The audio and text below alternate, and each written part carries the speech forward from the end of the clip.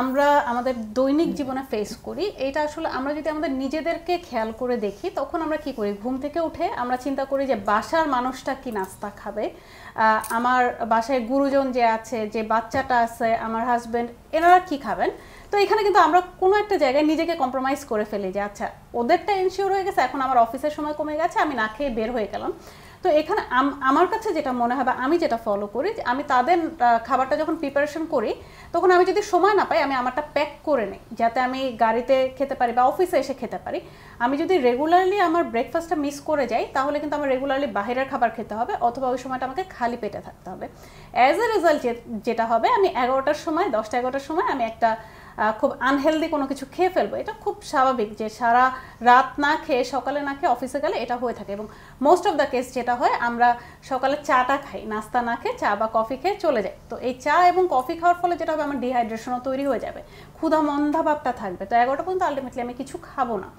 এই জায়গাটাতে আমার মনে হয় যে একটা নারী যদি একটু সচেতন হয় এবং সে যদি একটু ওয়াইজলি ডিসিশন নেয় যে কি নাস্তাটা দিলে বা কিভাবে সার্ভ করলে তার সকালটা ইজি হবে, সে এই টেকনিকগুলো ফলো করলে আসলে আমার মনে হয় এই জায়গাটা আমরা ওভারকাম করতে পারি।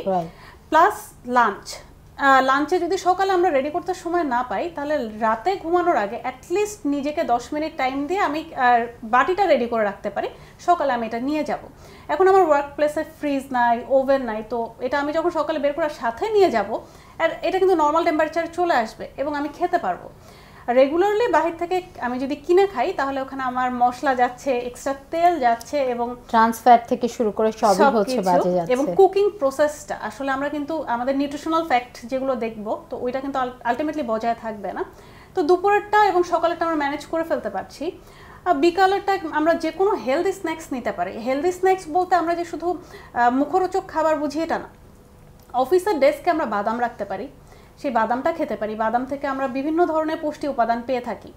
আমরা আমাদের ডেস্কে একটু চিয়া সিড রাখতে পারি, যেই চিয়া সিডটা খাওয়ার ফলে আমরা অনেকক্ষণ একটা ফিল ভাব থাকবে, আমি ফাইবারটা পাবো এবং আমার ডিহাইড্রেশনটা দূর হবে। আমাদের কারো কনস্টিপেশনের প্রবলেম থাকলে সেটাও চলে যাবে। আর রাতের যে খাবারটার ইস্যু আসতেছে, আমি রাতে বাসায় ফিরে যাচ্ছি যত রাতই হোক, তো রাতেও আমি বাসার হোমমেড ফুডটা খেতে পারছি। আর এখন আমাদের শহরের জীবন আসলে ইজি প্লাস কঠিন, আমি যেভাবে ম্যানেজ করব ঠিক সেভাবেই কিন্তু চলবে। তো রাতেরটা আমি বাসার ফুডে যেহেতু খাবো এটা নিয়ে আমার মনে হয় না খুব একটা কনসার্নের আছে।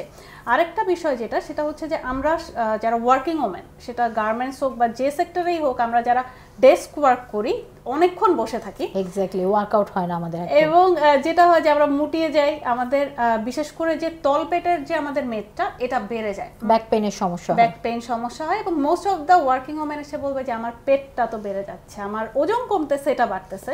তো এটার জন্য ডেফিনেটলি একটা আমাদের এক্সারসাইজ টাইম রাখতে হবে, একটা মি টাইম রাখতে হবে। আমরা হেলথ নিয়ে কথা বলতেছি, আমরা মেন্টাল হেলথ নিয়ে কথা বলতেছি না। আমার হেলথ এবং মেন্টাল হেলথ এটা কিন্তু একসাথে, আমি কাউকে রেখে কাউকে বাদ দিতে পারবো না। প্লাস রাতের ঘুম, আমার যদি রাতের ঘুমটা সাউন্ড স্লিপ না হয় দেন কোনো কিছু ওয়ার্কআউট করবে না, আমার দিন খারাপ যাবে, আমি দিনের পর দিন খারাপ ফিল করব।